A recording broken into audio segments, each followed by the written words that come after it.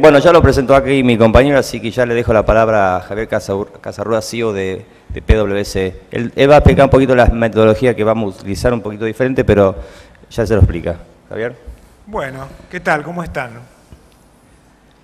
Gracias por el aguante hasta esta hora. Siendo viernes. Vamos a, para hacer algo más, un poco más disruptivo y dinámico, vamos a ver, el tema es liderazgo en tiempos de incertidumbre. Hago un poco el prólogo, ¿no? La idea es mostrarles una investigación de las 4 o 5 que venimos haciendo en los últimos años sobre jóvenes y sus valores. Jóvenes, estamos hablando de el segmento de chicos de entre 18 y 30 años, es decir, son los que llamamos los millennials, o sea, la generación Y, pero de clases medias integradas, hago esta aclaración, de nuestro país. Digo esto porque este año estamos trabajando para presentar a fin de año un análisis de lo que pasa en la base de la pirámide, que es otro paradigma, ¿no? Estos jóvenes son de alguna manera, ¿por qué el interés nuestro en esto? Porque nuestra compañía es una compañía de personas, somos un semillero de jóvenes, desde que estudian en la universidad hasta que luego se forman en la compañía y luego van hacia el mercado o se siguen desarrollando la carrera. Y evidentemente para gestionar un porcentaje que hoy aproximadamente está en el 70% de generación Y, como tenemos hoy en la firma, somos 2.000 personas, de los cuales 70% son jóvenes, después tenemos un 20% aproximadamente de generación X y entre un 10 y un poquito más de baby boomers. Para poder gestionar talentos hoy es fundamental, son personas, y es fundamental entender cuáles son sus valores, sus creencias, sus deseos, qué es lo que esperan de un trabajo, qué es lo que esperan de la sociedad. En esta oportunidad el tópico tiene que ver con cómo entienden el liderazgo los jóvenes. Acá se habló, en el día de hoy escuché tanto a los políticos como a los analistas hablar de la necesidad en el entorno de lo que es la administración de gobierno de una nueva forma de liderar la administración de gobierno, de liderar la sociedad y los problemas que tenemos como país. Así que es fundamental entender los jóvenes que van a ser los líderes del futuro, en 10 años más, en 20 años más, cuáles son sus paradigmas, qué es lo que esperan, cuáles son sus deseos. Es muy relevante. Así como entender qué pasa con los jóvenes que no están integrados socialmente, porque eso realmente, combinado con el problema que hoy Lilita mencionaba sobre narcotráfico, es realmente una bomba de tiempo. Así que bueno, les propongo lo siguiente. Vemos un video que va a durar unos 7 minutos, que es un Vox Populi, un trabajo de levantar puntos de vista en la calle, totalmente espontáneos, donde nosotros lo que hacemos es identificar los emergentes que previamente nosotros encontramos en los trabajos de focus group con grupos de jóvenes. Y después vamos a hacer algunas reflexiones al respecto del tema del liderazgo. ¿Podemos pedir el video?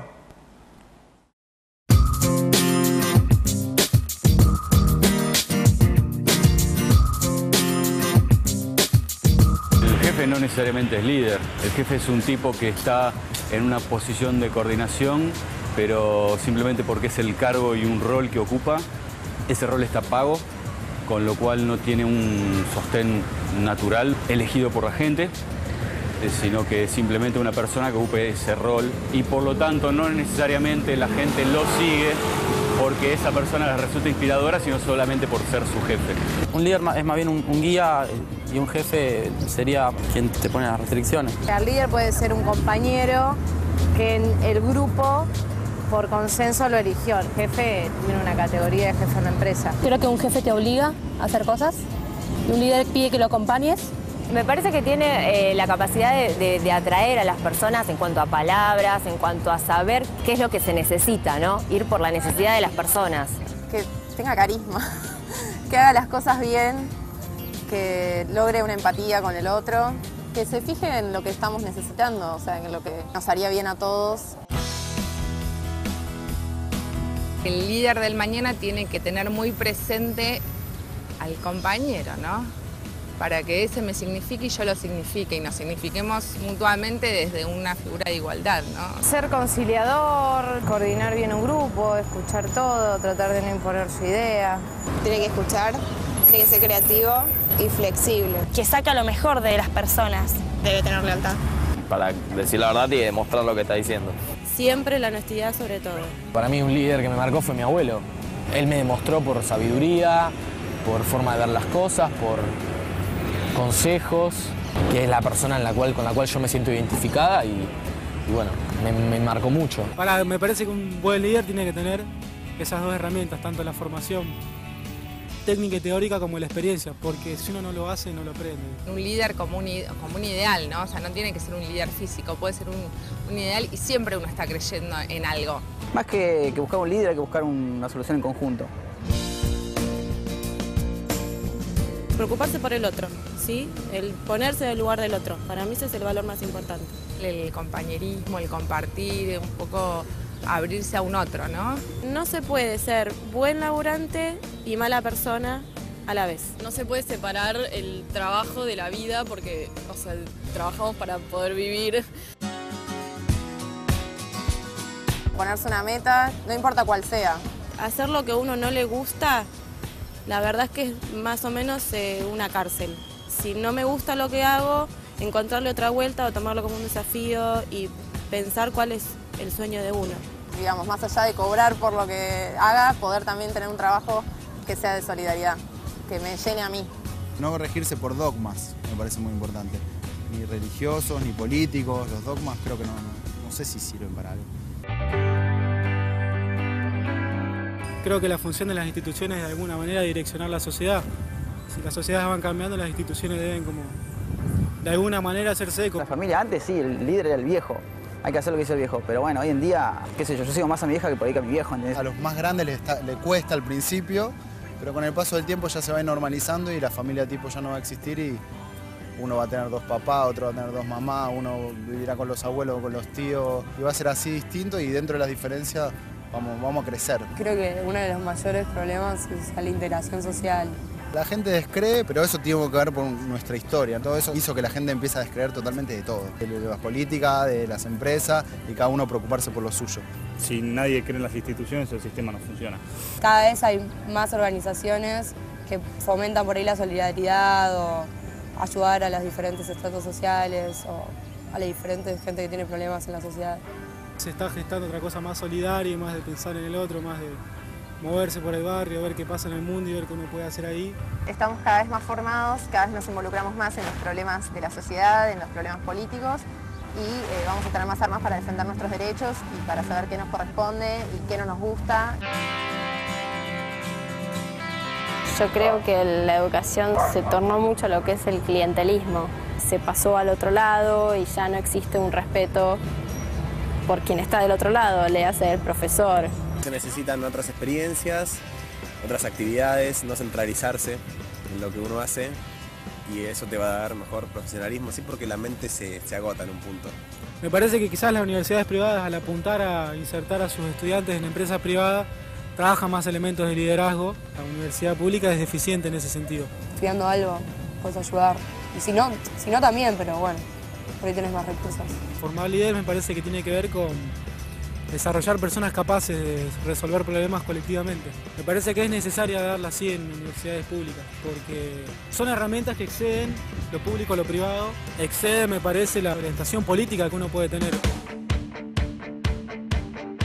La empresa por lo general siempre tiende a su interés y a veces se olvida del país, no les importa. Hay una estructura económica y social que si vos querés tener guita y ser un líder empresarial tenés que pisar cabeza. Si no cambiás y vos te querés quedar con las estructuras de antes, vas a terminar fracasando. Y yo creo que las empresas van a tener que invertir mucho en ecología, responsabilidad social empresaria y en ser más creíbles. O sea, la tendencia para el futuro va a ser esa, que la mayoría de empresas siga esa tónica de credibilidad, transparencia.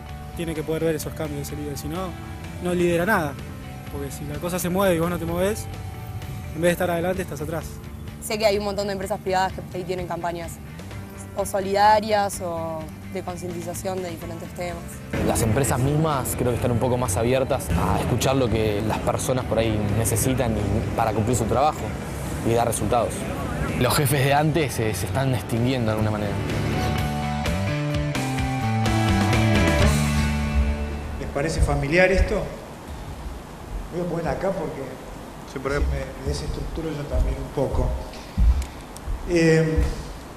El video tiene una cantidad de elementos que tienen que ver con valores, con lo que se espera de un líder.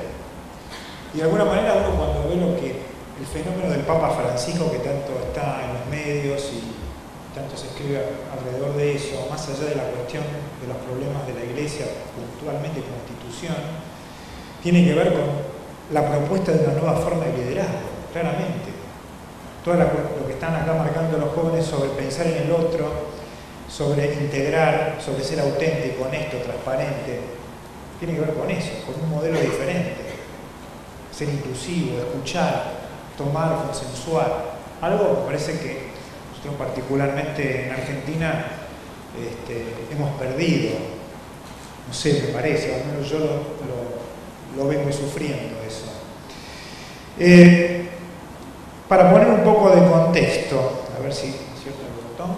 Sí.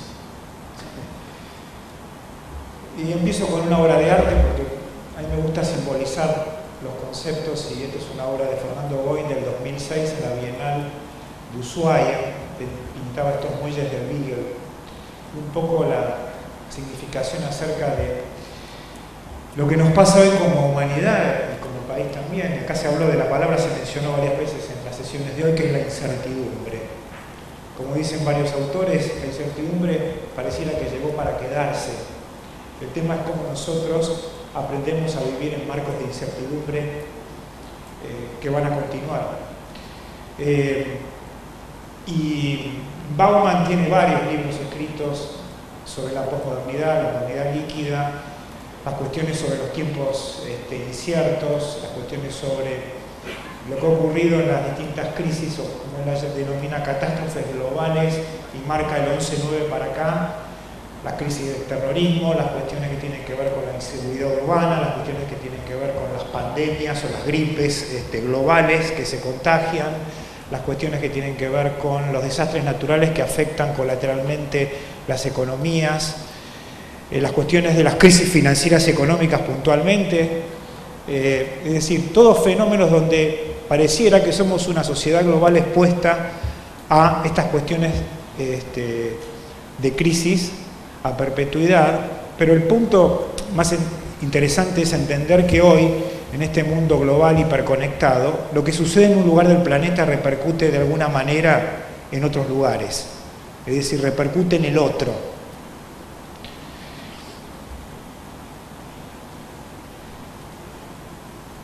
¿Estoy bien en esto? No, ahí quería decir esto. Bueno, ¿por qué conectar con los jóvenes? Yo puedo tener un interés porque soy una compañía o manejo una compañía de 2.000 personas, de las cuales hay muchos jóvenes, y tengo que entender cómo crear un ambiente de trabajo motivante, atractivo, motivador, fascinante, profesional, de desarrollo, para que los jóvenes elijan trabajar conmigo y con mi gente. Es decir, ya no somos más empleadores que elegimos a las personas con las que queremos trabajar. Ellos nos eligen a nosotros. Este es un cambio de paradigma que cada vez se profundiza más. Sobre todo en aquellas personas que tienen la capacidad de elegir. Por eso hice la salvedad sobre las clases medias integradas, ¿no? Donde ahí, de alguna manera, hay una capacidad de elección y de libertad, del ejercicio de la libertad individual. Y Lacan nos decía, bueno, pobre de aquel que no puede interpretar el espíritu de época. Conectarte con los jóvenes hoy es entender las macrotendencias sociales que hoy existen en la posmodernidad. Entender cuáles son los valores, hacia dónde vamos. Conectar con esto es comprender hacia dónde vamos, anticiparnos a los tiempos. Perdón. Lipovetsky nos dice en este libro, que fue uno de los últimos publicados acá, castellano. El mundo hipermoderno está desorientado, inseguro, desestabilizado, no de manera ocasional, sino cotidianamente, de forma estructural y crónica. Y él dice, bueno, hay como 4 vectores fuertes: el hiperindividualismo, el hiperconsumo, muchas clases medias emergentes en países en desarrollo, donde paradójicamente la diferencia que hay con los sistemas de libre empresa o economías de apertura, el capitalismo tradicional de alguna manera, que estaban basados en fuertes sistemas democráticos y republicanos, hoy hay un divorcio entre los sistemas políticos y el modo en que se desarrolla el mercado y la economía. Y así encontramos situaciones donde... Y las propias clases medias que acceden a estos consumos reprimidos en estos tiempos que están ocurriendo en el Asia, está ocurriendo en ciudades urbanas de Latinoamérica. El crecimiento de las clases medias continúa año a año, y es que a esas personas, a esos ciudadanos, no les importa tanto el sistema político, mientras puedan hoy estar en el sistema de hiperconsumo.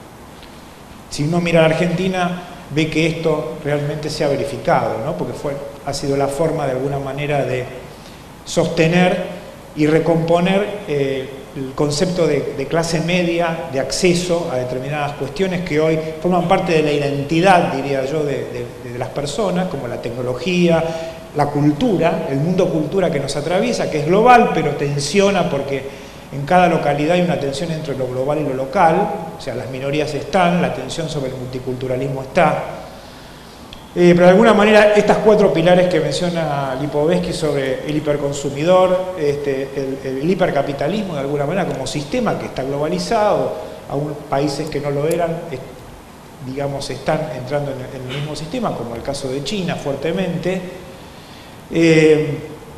La hipertecnología, hoy el avance de la ciencia nos permite, por un lado, asegurarnos más años de vida física, tener ese imaginario de una vida más extendida, y por otro lado, bueno, la tensión de cuánto yo acepto que la ciencia intervenga en mi cuerpo, ¿no? Bueno, es una cuestión hasta que se toca con lo ético en un punto, pero bueno, hay un libro interesante de Paula Civile que se llama El hombre posorgánico, que trata este tema particularmente de los tiempos que corren, que nuestra libertad individual de alguna manera está intervenida por este avance de la ciencia.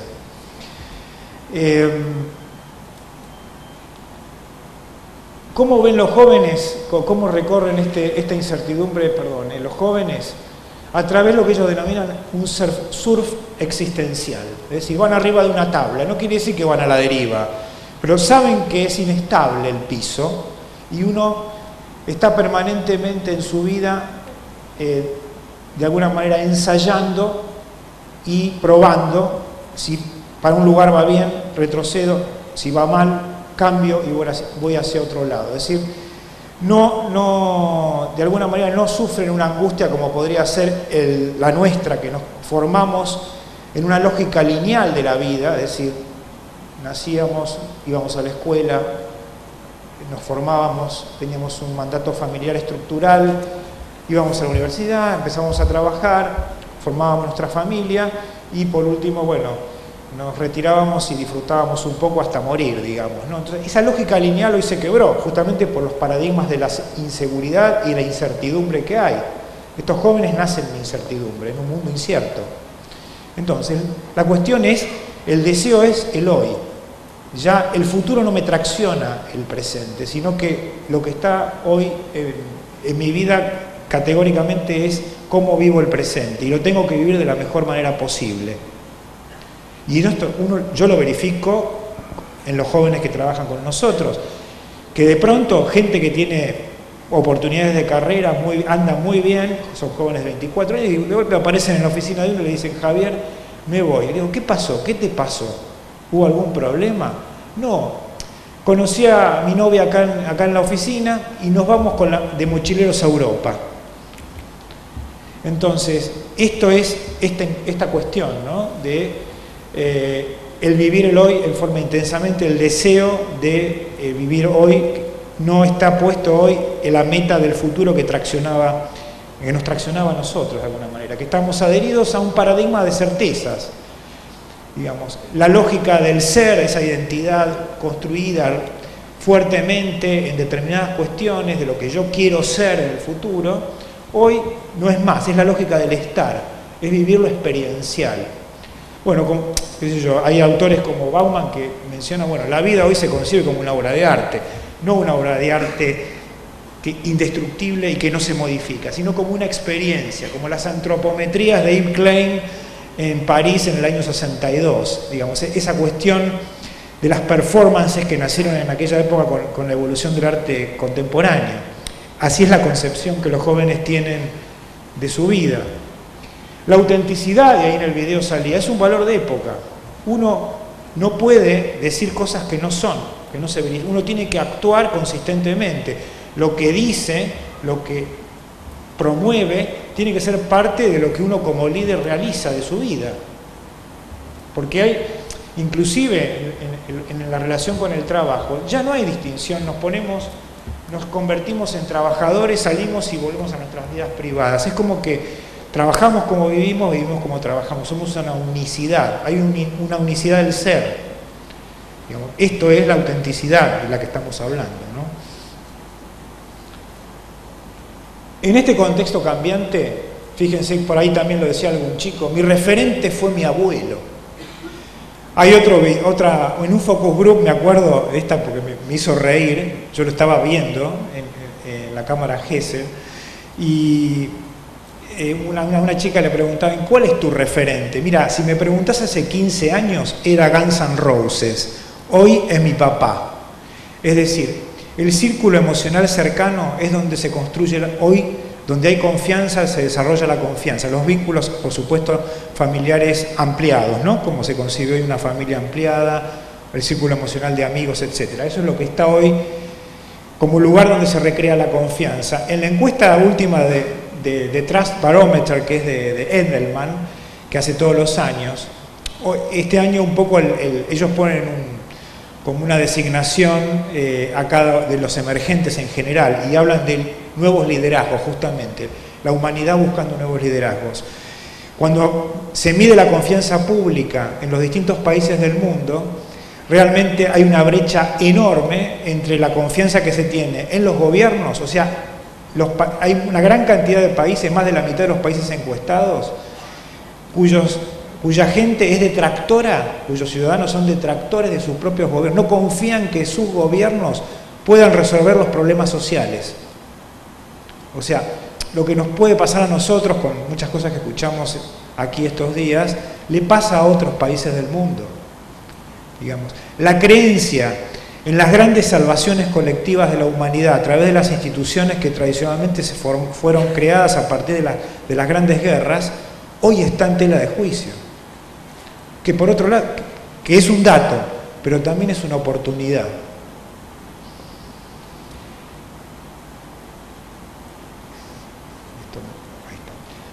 Los jóvenes en los focus groups se hablaba de esto. El mandato hoy es ser feliz, no es ser millonario. Cuando uno le pregunta a los jóvenes, y hay encuestas globales que hacen nuestra red de firmas, ¿en qué te basás para elegir un lugar para trabajar?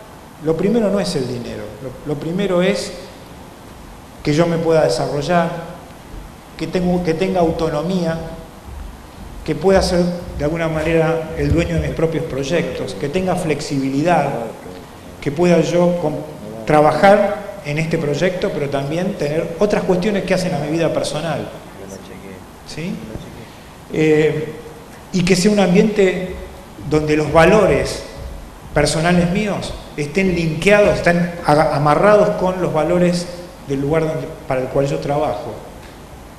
O sea, estos son cuestiones no poco relevantes en cómo uno tiene que crear un ambiente de trabajo y concebir la integridad y los valores de una compañía, cuando uno le toca dirigir una compañía. En este sentido agrego un concepto más sobre felicidad. Hay un estudio del 2008 que hizo una marca que en su discurso de marca, digamos, las marcas vienen diseñando propósitos, pero sus productos no cambian demasiado, pero necesariamente sus mensajes de marca pueden ir cambiando a medida que cambian los procesos sociales. Y hay una marca que se apropió del concepto de felicidad. Bueno, esa marca hizo un estudio sociológico sobre la felicidad humana en Latinoamérica en el 2008, lo pueden buscar, está por ahí en la red, y define el concepto de felicidad. Y, digamos, en todos los países latinoamericanos, un poco la conclusión es que es lo que se denomina bienestar emocional, el estado de felicidad.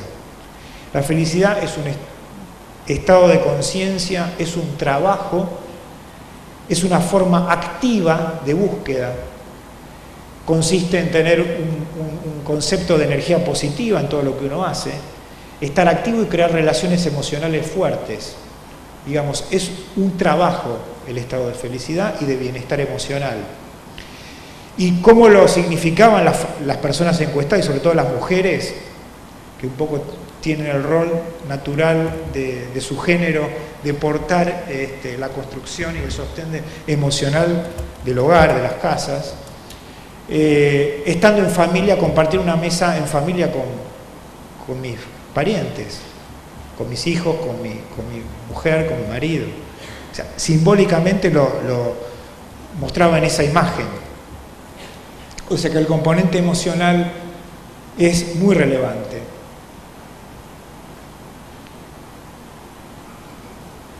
Bueno, acá me pasé. Por ahí lo decían, el líder que no produce cambios no es líder, o sea, estamos para producir cambios. Cuando en las primeras encuestas, después que asumió el Papa Francisco, me acuerdo, le preguntaban, encuestas que se hicieron acá, ¿usted piensa que va a hacer cambios en la iglesia? Más del 80% de las personas decía que sí, y además, decían, más del 60% decía que la figura de él y lo que está haciendo allá iba a producir cambios en el país. Es decir, la imagen de un nuevo liderazgo está asociada a la producción de cambios.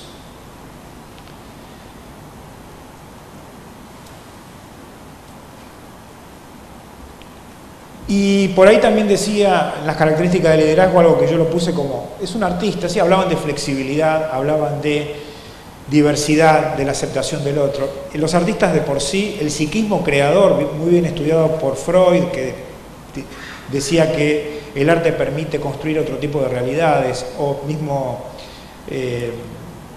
u otros psiquiatras que hicieron clínica con artistas y descubrieron que hay un concepto, hay atributos del psiquismo creador que tienen que ver la capacidad de desidentificarse del sujeto, el sujeto individual, y proponerse abordar algo que en imaginario puede llegar a ser imposible y puede caer en el error o en el fracaso.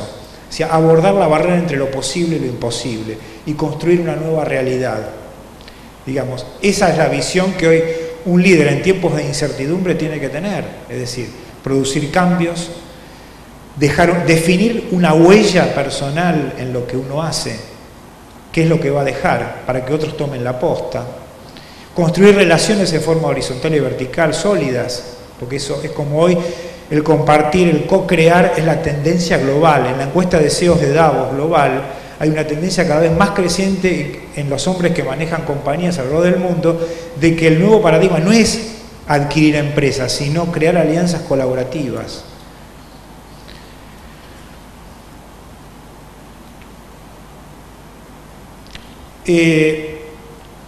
Los jóvenes, y esto hemos visto, hemos asistido, por ahí lo decía una chica, estamos activos, estamos más formados, queremos intervenir, pero no intervenimos.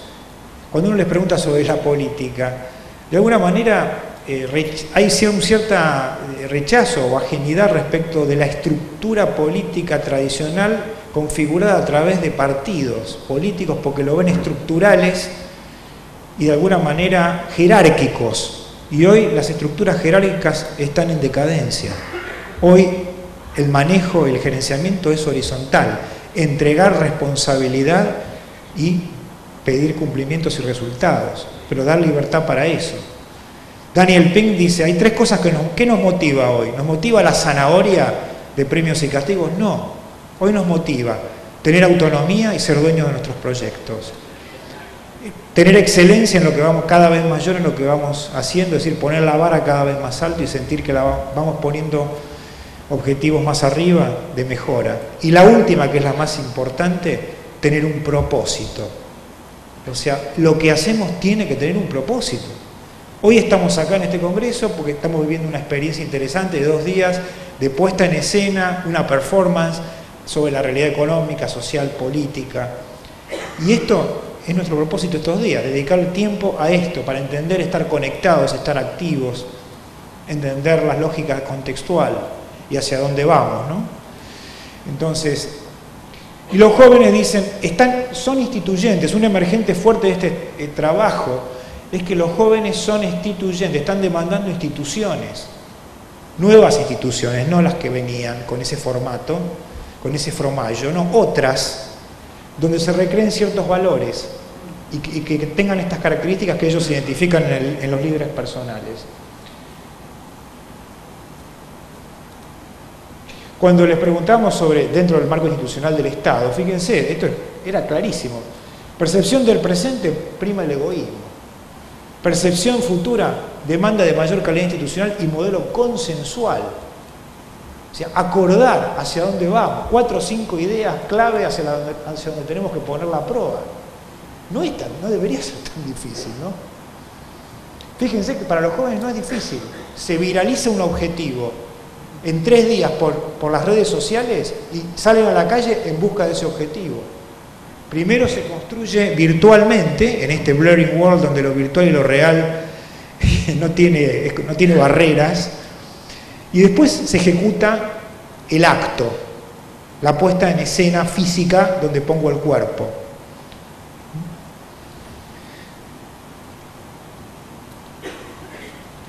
Y cuando hablan de las empresas, que también había un bloquecito sobre las empresas como líderes también, yo sostengo mi hipótesis de que tenemos una gran oportunidad. Miren, en estas encuestas de confianza de Edelman hay una brecha muy grande entre la confianza en el empresariado y en los gobiernos. En Argentina esa brecha son 30 puntos a favor de las empresas. Y si de alguna manera uno puede recrear ciertos valores en la compañía que uno le toca manejar, como creatividad, solidaridad, transparencia, innovación, capacidad de desarrollo, formación, digamos, eso va construyendo un intangible que le da valor a la compañía, que es la diferencia. Indudablemente la sustentabilidad viene por ahí, estar de alguna manera atendiendo todas las cuestiones de nuestro entorno, de todos los stakeholders que hoy tenemos.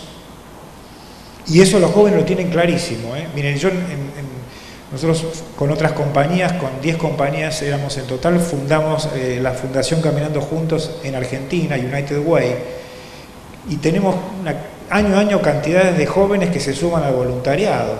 No hay ni que pedirlo, o sea, se habilita y funciona solo.